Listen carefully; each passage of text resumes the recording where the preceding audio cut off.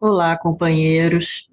Esse é o canal Astropolítica, um canal que eu acabei de criar para a gente poder conversar sobre política e sobre astrologia, ou melhor dizendo, conversar sobre política, sobre os acontecimentos no Brasil e no mundo à luz do simbolismo astrológico.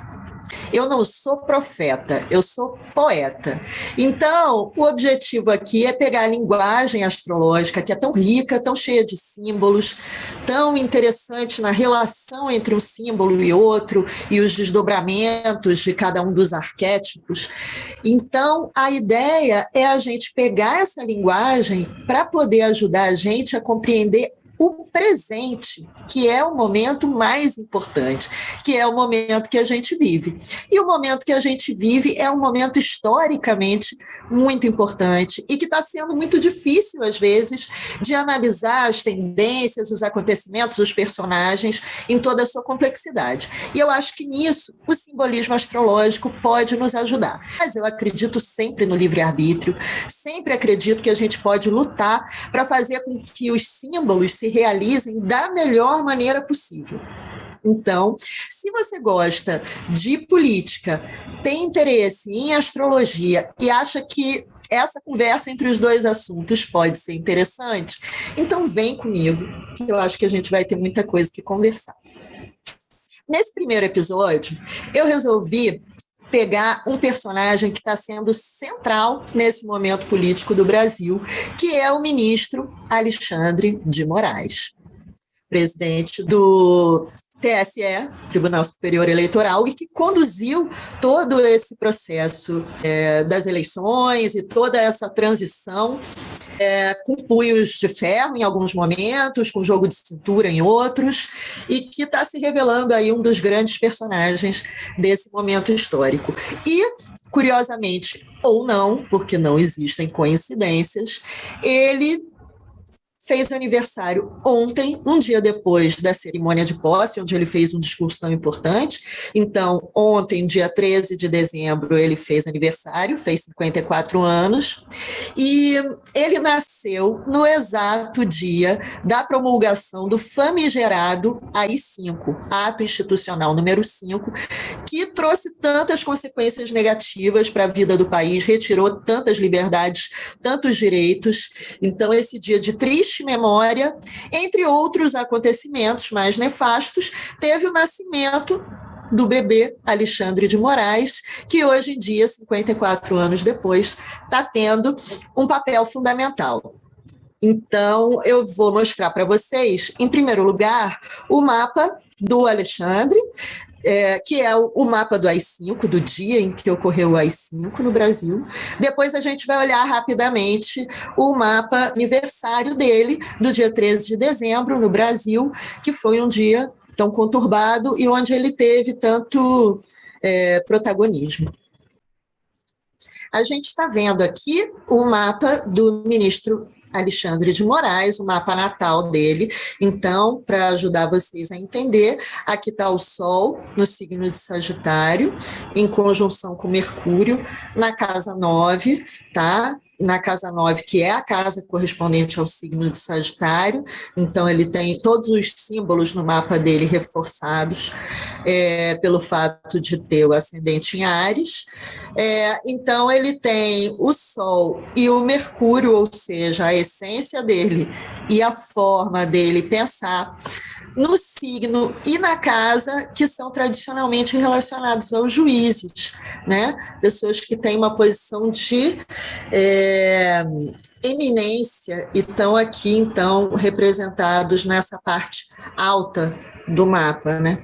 Bem próximo ao meio do céu. Então, essa configuração, ela é comum a magistrados, professores, palestrantes, pessoas que ocupam o púlpito com frequência.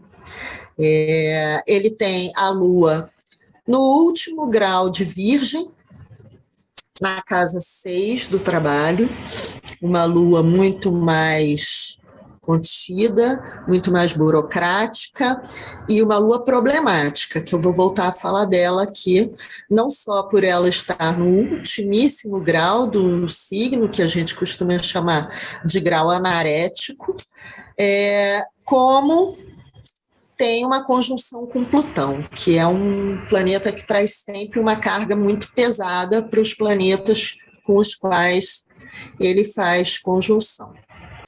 Bom, além disso, ele tem a Vênus em Aquário, aqui na casa 10, uma Vênus muito bem posicionada, da qual eu vou falar mais depois. O regente do ascendente dele, que é Marte é o regente de Áries, né? Está numa posição considerada difícil, ou seja, ele está tanto no signo quanto na casa do seu exílio, ou o ponto mais longe do seu domicílio natural, o que costuma vir nos almanaques dizendo que é uma fraqueza do planeta, mas na prática a gente percebe que planetas no exílio podem ser extremamente fortes, extremamente até benéficos, porque a pessoa acaba dominando melhor o eixo completo da energia em vez de ficar de um lado só. Então, podemos dizer que ele é um sagitariano de essência, ele age, ele atua como um ariano, né, com impulsividade, às vezes até com agressividade. Porém, como o Marte dele está em Libra, ele tende a temperar essa tendência com uma atenção ao protocolo, um cumprimento de regras de conduta, de negociação. Esse ponto Marte em Libra, ele não é muito bom, por exemplo, para atletas, porque não dá aquela combatividade a toda a prova. É uma combatividade que se coloca no lugar do outro, que dá espaço para o contraditório, ou seja, muito adequado para um magistrado, né? Então, até aí estamos achando muito bom o mapa dele. Ele tem esse Saturno em Áries aqui, complicado, né? Difícil de posição. Logo na casa 1, o que demonstra que ele pode ter tido dificuldades, embates, ter sofrido algum tipo de opressão, seja do ambiente, seja de figuras de autoridade, até muito cedo na vida, e que isso pode ter deixado suas marcas, para o bem e para o mal. Para o bem, um senso de responsabilidade, provavelmente desde muito cedo, e um foco, uma meta, tanto que eu acho que na questão do desenvolvimento profissional isso pode ter sido positivo. Negativo na questão afetiva do desenvolvimento da personalidade, principalmente por fazer oposição aqui a esse Marte em Libra, de modo que a índole dele, a atitude dele é um pouco oprimida por uma instância do ser dele, que a gente pode chamar de superego, que pode ter sido muito exigido numa certa época da vida e trouxe como consequência uma rigidez, uma autocobrança muito grande. Então, uma das coisas que a gente percebe fortes no mapa dele é essa oposição entre o regente do ascendente, Marte, e Saturno, que é um planeta muito importante e que ainda é o regente do meio do céu dele. E o meio do céu é a meta, é o foco da pessoa nessa vida. Outra coisa que chama muito a atenção é a quadratura que ele tem entre o Sol, esse Sol em Sagitário, em conjunção com Mercúrio na casa 9, faz quadratura com essa Lua conjunta a Plutão. Então, qual é a minha tese sobre essa Lua-Plutão do Alexandre de Moraes? Eu acredito que essa autocobrança dele levou ele a buscar sempre uma posição de destaque, procurar se expandir, procurar inclusive incorporar conhecimento, tudo isso.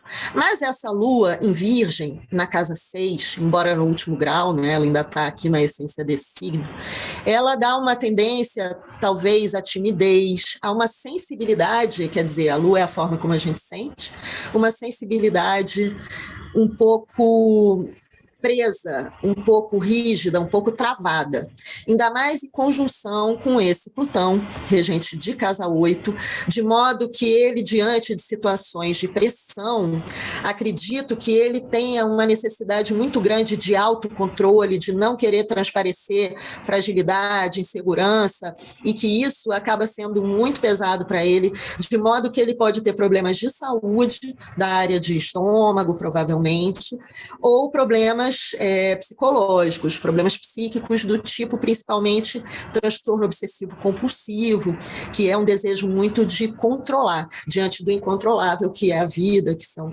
as relações e as outras pessoas. Por sorte, um pouco acima dessa conjunção Lua-Plutão, ele tem uma conjunção muito bonita, que a gente tem que entender que no dia do AI-5, esse dia que teve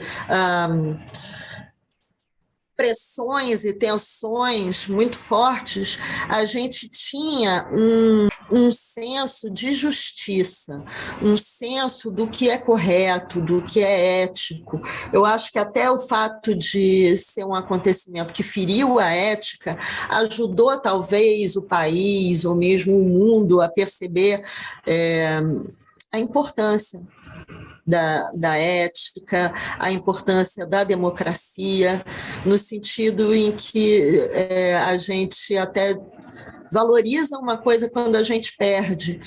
Então, eu entendo que esse senso da necessidade da justiça e da democracia, da responsabilidade social, isso pode ter sido importante para moldar o caráter e a personalidade dele, se ligando aqui de uma forma muito interessante com essa Vênus em Aquário na casa 10, que pode significar esse senso de justiça dele quando ele é levado a uma situação de poder, inspira a ele esse espírito público, essa responsabilidade social, com base nesse senso de ética e de cidadania, e evita que ele resvale, que ele escorregue nas suas próprias armadilhas emocionais, nessa Lua conjunção com Plutão, que poderia fazer ele, inclusive, ceder a tentações do poder. Então, temos aqui o estudo e a formação superior e o apego a certos dogmas, a certos princípios, também sendo muito importante para dosar esse conflito dele entre uma profunda revolta pessoal contra autoritarismo e abusos de autoridade e o desejo de expressão da vontade. E então ele tem essa percepção muito grande de que o desejo pessoal ele deve estar, de alguma forma, submetido ao direito do outro, né? À necessidade de você ter harmonia nas relações. Mas eu quero chamar a atenção principalmente para 2 pontos. Um é essa oposição entre Saturno e Marte, que cria uma tensão muito importante no mapa dele, entre poder e desejo, liberdade individual, e a quadratura entre o Sol e a Lua, entre o Sol expansivo, o Sol de sucesso, o Sol do juiz, do magistrado, do professor, que ele também é, em quadratura com a Lua tímida, que conecta ele com as fraquezas, com as inseguranças dele, e que abre uma brecha emocional para que ele venha, eventualmente, a poder resvalar no lado oculto da força. Né? Assim como todo ser humano tem suas complexidades, ele não parece ser uma pessoa de má índole, mas também não parece ser perfeito, ele tem suas limitações. E talvez, nesse momento, essa Lua dele esteja sendo extremamente exigida, no sentido em que ele está sendo pressionado, ameaçado, oprimido por figuras de poder. Isso pode conectar ele até com lugares do inconsciente dele e ser difícil ele ter problemas de saúde, problemas para dormir, problemas de não conseguir, às vezes, controlar a sua própria mente, os seus pensamentos repetitivos. Esperamos que o lado, inclusive espiritual, religioso, que ele tenha alguma atividade nesse sentido, onde ele possa equilibrar essas energias e trabalhar essa sobrecarga. E agora vamos ver o mapa de ontem, que temos o mapa dele da Revolução Solar. O mapa da Revolução Solar, claro, o Sol vai estar sempre na mesma posição, os outros planetas e posições podem estar diferentes. Então, a gente vê novamente o Sol dele em Sagitário, não aqui na casa 9, na casa do juiz, na casa do detentor, né, dos códigos, do conhecedor das leis, mas aqui na casa do poder, na casa das conspirações, dos conciliábulos, das decisões de poder, que com certeza ele está, né, ele está passando por muitas reuniões e portas fechadas que podem estar mudando destinos, e ele é altamente pressionado por isso. Então, vamos ver a repetição aqui de uma tônica de oposições, sendo a primeira que a gente vai falar essa aqui de Marte, né? Falamos tanto de Marte, o planeta regente do ascendente dele. Aqui, nessa Revolução Solar, ele vai ter um novo ascendente, um ascendente em Touro, um ascendente mais contido, um ascendente mais demorado para agir um pouco, embora com Urano no ascendente, podendo gerar atitudes inesperadas e surpreendentes. Mas temos esse Sol aqui em Sagitário muito pressionado por esse Marte, que nesse mapa é o regente da casa 12 e da casa 7. Duas casas que falam de certa forma, de inimigos, aqui sendo os declarados, aqui os ocultos, né, de ameaças, de demandas. Então, a energia dele está sendo muito demandada. Esse Marte retrógrado, aqui também sendo regente do oponente dele, o oponente dele no momento sabemos quem é, e da casa 12 dele, quer dizer, das conspirações, dos inimigos ocultos contra ele, esse inimigo, ele está aqui no signo da comunicação, Gêmeos, ele está retrógrado aqui, então, assim, é a fake news, né, gente? E a gente sabe quem é que está produzindo isso, né? Qual é o grupo que se identifica com essa energia de Marte, de violência, de arma, de liberdade individual a qualquer preço. E ele também está sofrendo um outro tipo de pressão, que é essa quadratura aqui, entre essa conjunção Marte-Netuno, fazendo quadratura com o Sol dele. Marte-Netuno, não, desculpe, Júpiter-Netuno. Júpiter-Netuno aqui em Peixes, né? Os dois são regentes desse signo, eles estão fortes aqui, eles podem representar muitas coisas, mas aqui eles estão na casa 11, na casa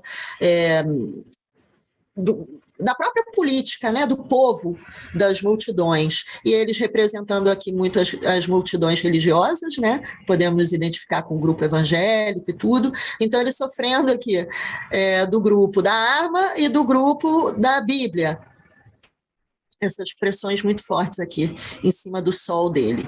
Dessa vez, diferentemente do mapa natal, ele está com a Lua em aspecto harmonioso com o Sol, tá? A Lua está em Leão, trazendo essa questão do protagonismo dele, embora seja um protagonismo nas sombras, é um protagonismo aqui na casa 4, que é a casa da raiz, da base, como se ele estivesse plantado aqui, segurando as instituições, porque ele está segurando a cruz de todo esse mapa, essa lua dele em Leão, então ele está tendo que se expor, e se expor num lugar que não é de exposição, que é de manutenção das instituições, com muita exposição, e sofrendo essa lua uma oposição muito forte desse Saturno em Aquário. Saturno em Aquário, ele representa também as instituições democráticas, então ele está sofrendo também uma pressão muito grande dessas instituições, no sentido de assumir esse papel, assumir esse protagonismo, porém ficar ali embaixo. Ele não é para ir para frente de batalha, ele tem que se expor se escondendo. É uma jogada delicada. E, enfim, temos essa tensão deflagrada no ar, e a solução disso eu ainda não posso dizer para vocês qual será, mas eu posso dizer que eu imagino que o Alexandre de Moraes vai ter um papel preponderante nisso, e um papel, assim, divisor de águas, e que em algum momento ele pode tomar uma atitude, assim, cortante, contundente, corajosa, né? Agora, vai sofrer muita pressão. Eu teria, inclusive, um certo cuidado com a integridade física dele, por conta desse Marte estar aqui na cúspide da casa 2, que representa o corpo, em quadratura aqui com essa posição desse fanatismo religioso, dessa coisa messiânica, e o Sol dele também está na casa 8. Então, digamos assim, Alexandre, reforça a segurança, tá bom? Imagino que esteja reforçada. Quem sou eu para falar isso, mas tenho que falar.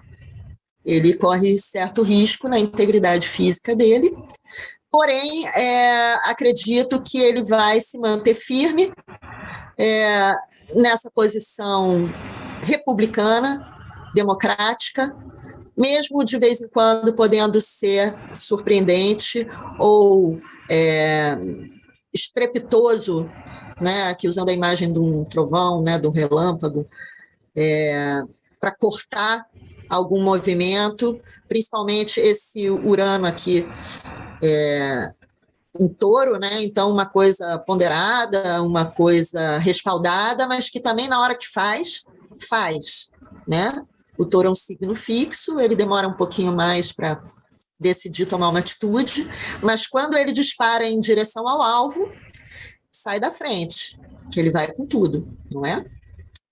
Então, essa mais ou menos é a situação que eu estou vendo nesse momento, nitroglicerina pura, e o Alexandre de Moraes, nosso já folclórico Xandão, assumindo aí esse protagonismo e tendo todas as ferramentas, tanto no mapa natal quanto na Revolução Solar, para segurar esse touro à unha, mas ele tem que realmente se cuidar, porque a pressão contra ele é forte, pode ser cega, pode ser inclusive irracional. O meu medo aqui com essa conjunção Júpiter-Netuno, aqui na casa 11, é que algum, né, movido talvez até por um espírito suicida, né, porque só quem pode romper uma barreira de segurança muito arrojada é quem não teme a morte. Então, realmente, acho que ele tem que se proteger, inclusive espiritualmente, né?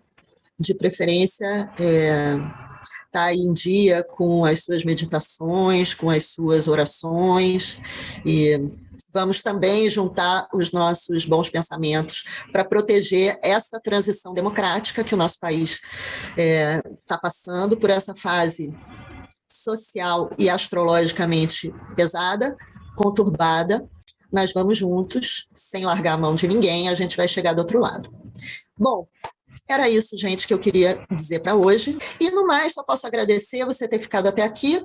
Tá bom, meus amores? Então, beijos estrelados e até a próxima.